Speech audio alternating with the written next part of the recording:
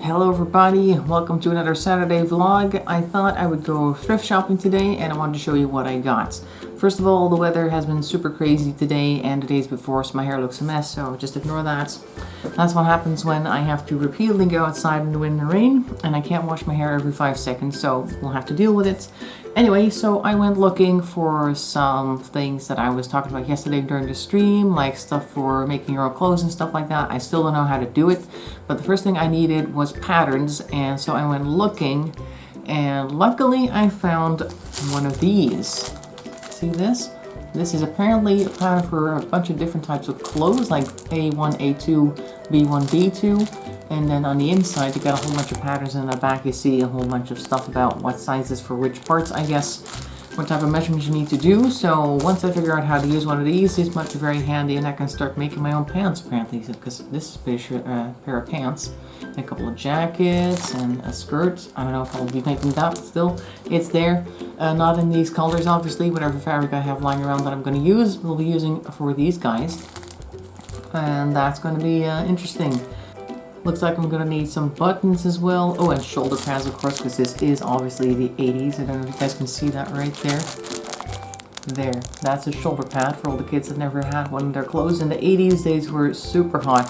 So, yeah, don't know if I'm going to include those. Maybe the patterns will include or have a bit of space measured out for those. So I might have to get some.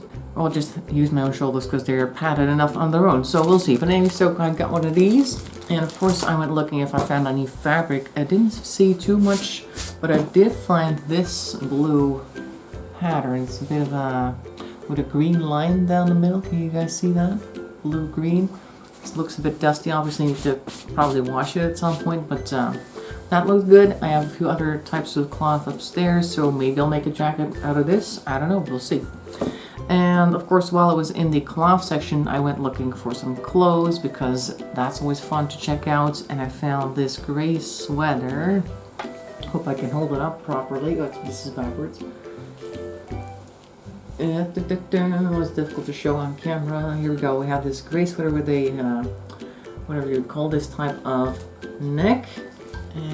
Almost like a turtleneck, but not quite. And it's got these buttons all along here. See that? And it's a good size. So that's nice. I also tried it on. It fit quite nicely, so we're definitely going to be using that. Other cloth item is a knitted, I think, sweater dress, I would call it. There we go. And with a half a collar, whatever you want to call this. All stripes all the way down, all the way up to here. So this is quite long. It reaches my knees almost. Just above my knees, I think, so it's almost like a sweater dress. I definitely want to wear something underneath it, obviously, still. Looking forward to that. It's for one of those days when it's not quite warm, not quite hot, so you want to kind of be somewhere in the middle. Also, I went looking at some records because they were there, and I thought, hey, why don't I see if we can find anything fun? I haven't played any of them yet, and I really do need to take a look at the quality of the records themselves, because sometimes there's scratches, and I usually go, oh, it's only a few bucks, why would I bother? If it works, it works, and if it doesn't, okay, well, at least I have the cover. So I got this one, thank God it's Friday, because of course that's a very popular movie with some really good music in it. So I got that with a lovely cover. It's the same on the front and the back. And then I saw this one. It says Graffiti USA, but it's kind of like 50s and 60s music. And, you know, you see the guys with the car, and then of course over here the typical 50s car with the diner look, so to speak.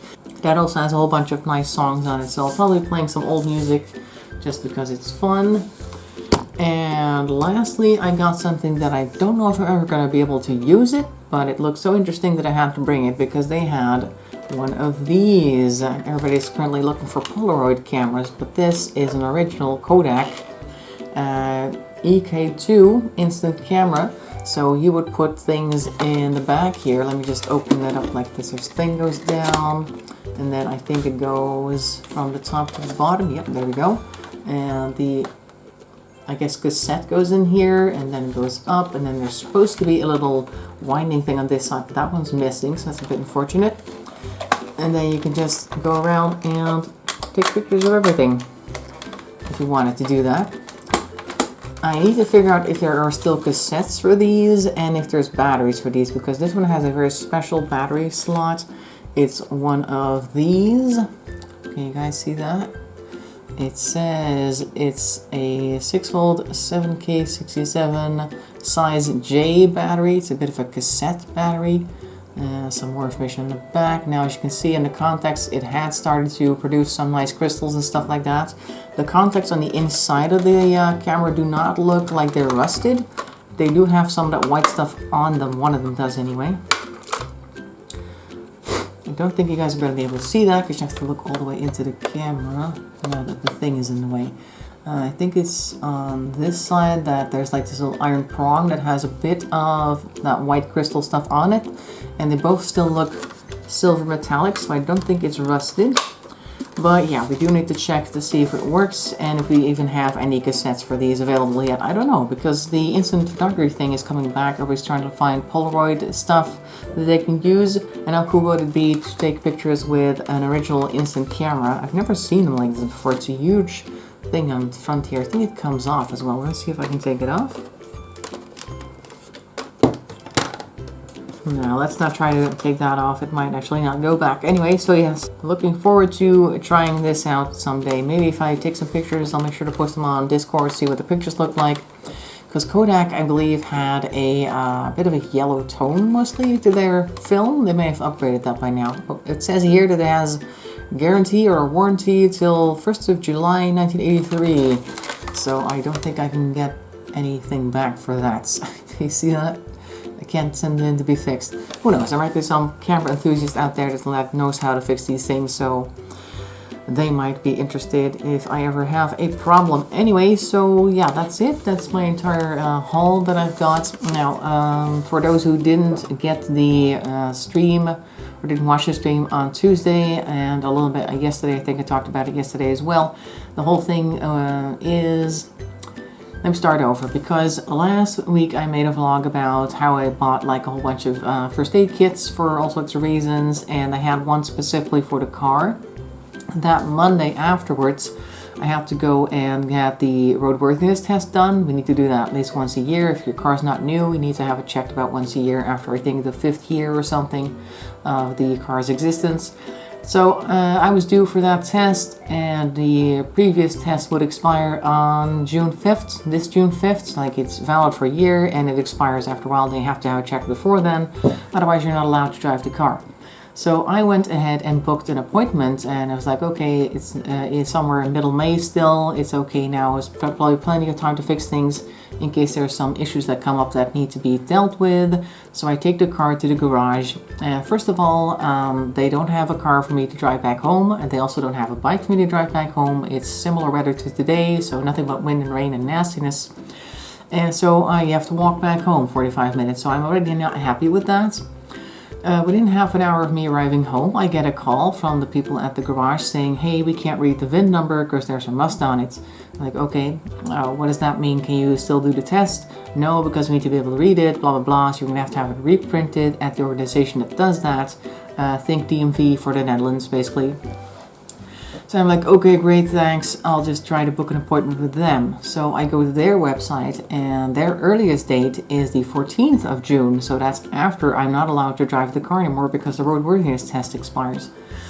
So I'm like, okay, that's awesome. Well, at the earliest date, I'll book it just in case, because you never know. And then I called them up to see if there was anything we could do with maybe some type of extra paperwork so I would be allowed to drive it at least, because I need to get the car there somehow.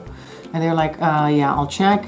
And so she comes back on and she says, okay, we looked at the rules, and you're not allowed to drive it past the 5th, and you're going to have the car transported to the appointment at the Dutch DMV to have the thing reprinted and then transported back, and then you're not allowed to drive it again until you have the date on which it's going to have its roadworthiness test.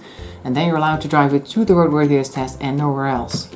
So I was like, okay, that sounds super complicated and expensive. Because, of course, hiring a transport company, because they weren't going to do it for you, would cost, I think I looked it up, and I estimated that it was going to be 90 euros just one way. So that would be 180 euros just to get the car from my house and then back again. And I expected that the people at the site would find some other reason to disapprove of the car or something like that. I mean, it's a car from 2011, and it's actually not that bad. There's nothing really wrong with it, but there's always something. Like they're terrible bureaucrats in these organizations. They have to be, because you need to make sure that the road is full of cars that make sense. But they always find something to nitpick. So I definitely imagined, like, okay, I'm gonna finally get the car over there after several, like, what's that, almost 2 weeks of not driving it, which is not good for the battery because my battery has issues as it is. We'll get to that later. And so then I go there and they'll find something else that I have to do, and then I have to bring it back on some other day because they don't have time until X amount of date, and then I have to get another transport company, another 180 euros back and forth, and then they'll probably find something else. I was just expecting this whole chain of events that was just going to be from bad to worse. So I was like, you know what? I'm not going to do that. That sounds like way too much trouble, way too much stress, and I just don't want to waste my time on a car, or rather organizations who feel there's something wrong with my car, because my car drives fine as far as I'm concerned. I don't see any issues with it really, except for the battery, which if I take more than a week between drives, I have to start the car twice, because the first time it'll just go and then it just doesn't do anything. Turn it off and on again, and there it goes. So the battery's already like, I don't drive enough to be fully charged, because of course we're all at home, working from home now. And so I imagined that I would have to sit there at least once a week and then rev the engine for 15 minutes or something just to keep the car battery going, because I'm not allowed to drive anywhere. I'd probably get a ticket if I did. So I was like, that's not going to work, and my neighbor's going to think I'm crazy. And I've got this new job coming on, which I need to have a car for as well, because I need to be able to go to the office, talk to people, specifically in the early stages, of course, where I need to pick up all the work and make sure that I'm well accustomed to the way they do things and all the applications that they use, etc., etc. You know, that onboarding process. So I'm like, I can't have this nonsense happening right now. I need to get rid of this one, and I need to go and buy another one. So I go and pick up the car at the end of my workday. So I had already made an appointment with a garage nearby, a place where they sell secondhand cars, and I went and looked, and all the cars that they had in their showroom or out front were kind of expensive, and also the kind of cars that aren't quite fuel efficient, because I like my cars to be reasonably fuel efficient, because I don't drive a whole lot and don't need to be at the gas station every time that I need to go get groceries, that type of thing. So I like the cars to be, the one that I currently have is about 55 miles per gallon, I think. So something along those lines. That's what I'm kind of looking for. So I went looking around, and they didn't really have anything, except when we went to sit back down behind the computer to discuss, I guess, my car, because I was going to turn my car in to get like a discount on the new car. He was like, oh wait, I have this other one that's been like brought in a couple of days ago. It hasn't been polished up. We haven't checked the engine, stuff like that. So but I think it fits your category, because it's like a small car, it's light, it doesn't take a lot of fuel. Would you like to take a look? So I'm like, okay, that sounds good. So I go out to the back door, because they had it way back there. And even though they hadn't done anything to it yet, it looked okay, drives okay, and I was like, okay, this is a good replacement as far as I'm concerned. And I got them to basically have it fixed up before I pick it up this Friday, because it has to be able to pass the roadworthiness test. So they're going to fix it up so that it can pass the test, and they're going to pass it as well before I get to it. So that's all taken care of. So I could at least drive for another year without too much trouble. And in the meantime, I'm just going to have to save up for something a little bit better, maybe. I don't know. The cheapest car, I went looking yesterday. The cheapest new car, they're roughly going to be between 10 to 12,000. That's a lot. But if I just save up a bit, maybe I can get something for maybe half of that, and that's still reasonably new in that same category, and then just have a reasonably decent car for the future. That's not going to cause any problems anytime soon. So I'm just going to drive this other car until I have enough money to buy something better. That's basically the whole plan. So that's the whole story of the car, and the battery, and the VIN numbers, and everything else. And the story of my vintage shopping, and that is all the stories I have for you today. Hope you'll have a nice weekend. Hope to see you on Tuesday for more Stardew Valley. In any case, make sure to stay healthy, stay safe. Thanks for watching, and bye bye for now.